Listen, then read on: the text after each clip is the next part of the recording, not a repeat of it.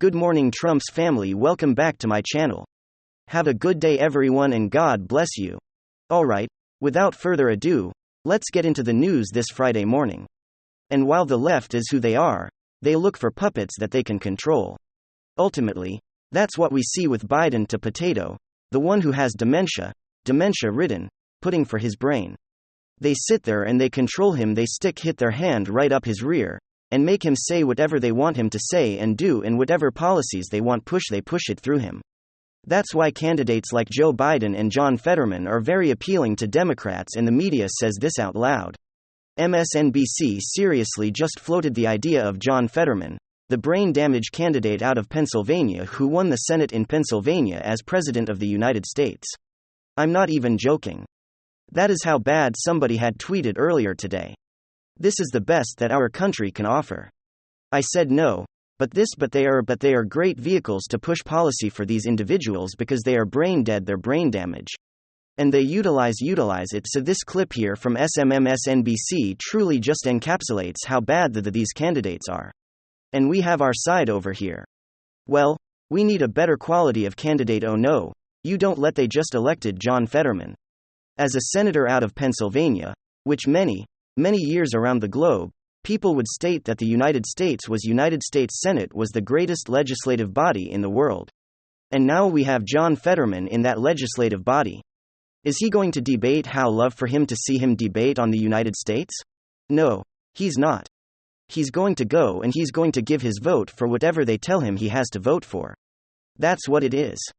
They're using these people who can't think for themselves any longer and utilizing them, pushing them up through their mail and voting, their ballot harvesting, etc., in order to try to secure these people.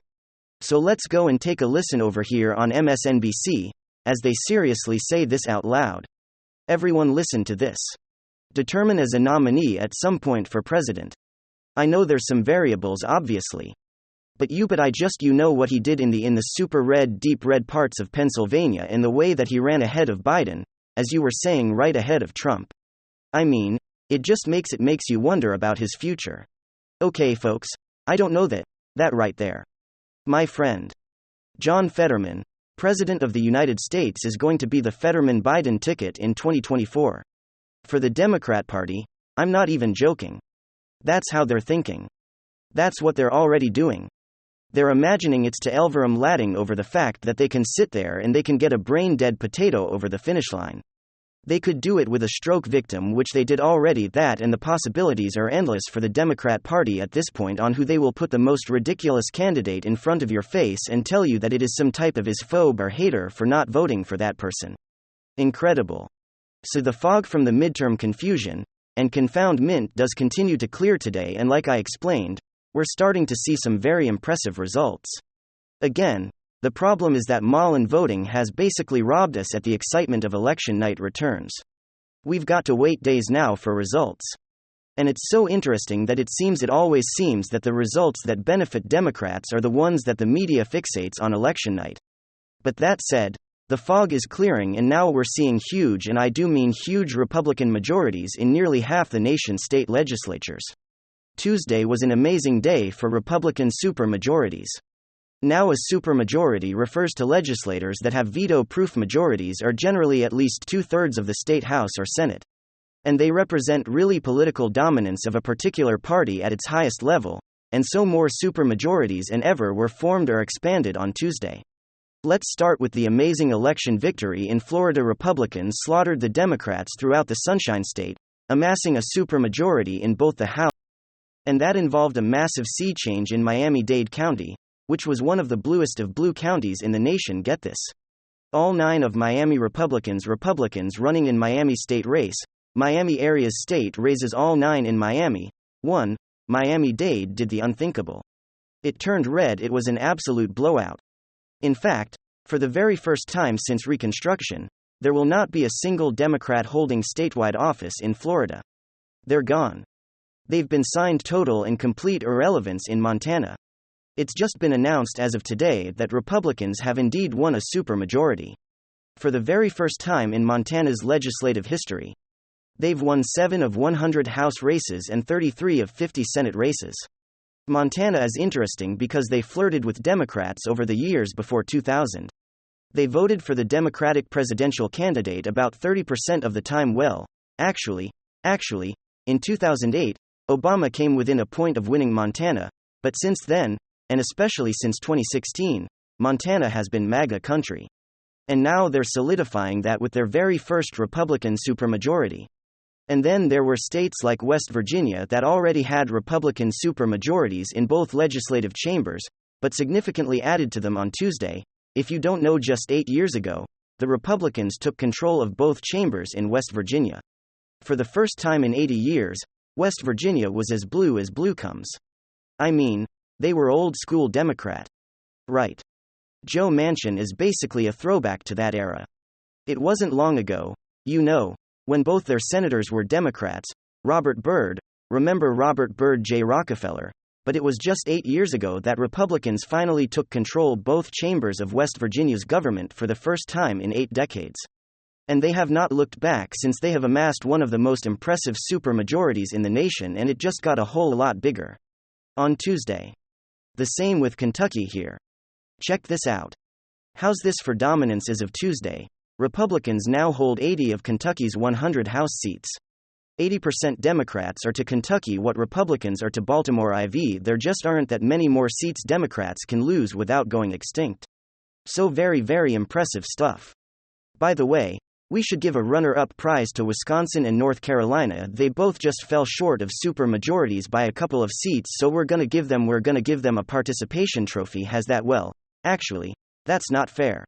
North Carolina did one better. The Republicans did get the supermajority in their Senate. They fell short of just one seat in the House, but most of all, they flipped our Supreme Court and North Carolina Supreme Court. Their state Supreme Court has been notoriously liberal forever. And now they have a solid Republican supermajority in their court, so they get a lot more than a participation trophy for sure. We should also mention the stunning Republican gains in Iowa. We have to remember again now faithfully blue Iowa has been between 1992 and 2012. I would voted for the Democrat presidential candidate 6 of 7 elections. That's pretty blue. Well, then days are over. Iowa blue no more. Not only did Republicans win a supermajority in their Senate, but they finally beat their Democrat attorney general who had been there for 40 freaking years. Iowa now has an all-Republican federal representation, their 2 senators and all their representatives. They have Republican governor's mansion, a Republican supermajority in the state Senate, and a Republican control over their state house. That is what I call a Republican flip. Same goes for Ohio, by the way. Remember, Ohio voted for Obama twice. They now have Republican supermajorities in both chambers. They control their state Senate 26-7 and their House 68-31. In fact, as of yesterday, nearly half the country, 23 states throughout the nation, have what's called a Republican trifecta, which is where the Republicans hold the governorship and both chambers of the state legislature. By comparison, Democrats have 14 sad little states. So at the state level, Republicans absolutely dominated Tuesday. If there was any good news for Democrats, it was that they were holding off Republican advances on their own turf, right, their own blue territory, like we're seeing with Lee Zeldin, and the huge Republican gains in New York. So what does all of this mean? Well, this pattern of red supermajorities has huge ramifications for the future of what are called sanctuary states. Now, of course, sanctuary states, when you hear that term, what do you generally think of? You think of left-wing causes like immigration and abortion, all that, but on the right. Sanctuary states are deep red states that are committed to protecting their citizens from any and all Democrat programs and persecutions coming from Washington, D.C. More and more red states have been joining together and, in effect, forming an administrative and legal wall against the assault on our civil liberties by the blundering Biden administration. This is just an expanded version of what we've seen in the rise of Second Amendment sanctuaries. As of today, if you don't know, more than 1,200 jurisdictions in 37 states have adopted resolutions that have made their jurisdictions official Second Amendment sanctuary. This is the idea of the sanctuary state, from the vantage point of the right. Red states band together to create administrative and legal walls that protect their citizens from the oppressive woke excesses and abuses coming out of D.C. We, of course, saw that with people like Ron DeSantis, standing up to the vax mandates and lockdowns. We've seen it from the Texas Attorney General's office, pushing back against deep state social media censorship attempts. Texas now has a law that makes it illegal for big tech companies to censor the free political speech of Texas citizens. In fact, as I understand it, this applies to anyone who's been censored, even if you're not in Texas, because that censorship has the potential of affecting Texas social media users. If your channel is being suspended, you live in like Iowa, Texas, can't access that channel, and therefore, it's been affected by censorship practices. So these supermajorities mean that red states can increasingly set their own political agendas regardless of what DC wants or says. Any attempt by Democrats to obstruct state efforts is immediately thwarted with massive majorities. So there you go, getting more good news coming out of a very confusing and confounding midterm. Let me know what you guys think in the comment section. Of course, leave a like if you enjoyed the video, and of course possibly subscribe if you're up for it. I'm gonna get back to work. I want to thank you guys for watching.